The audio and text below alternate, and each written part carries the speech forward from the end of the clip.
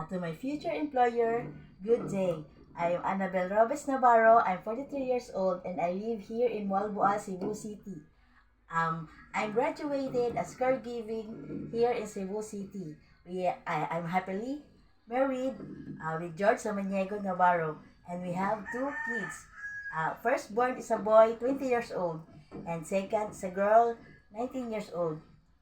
My working experience here in Cebu City as housekeeping for 3 years. And I serve 5 people, 4 adult and 1 kid.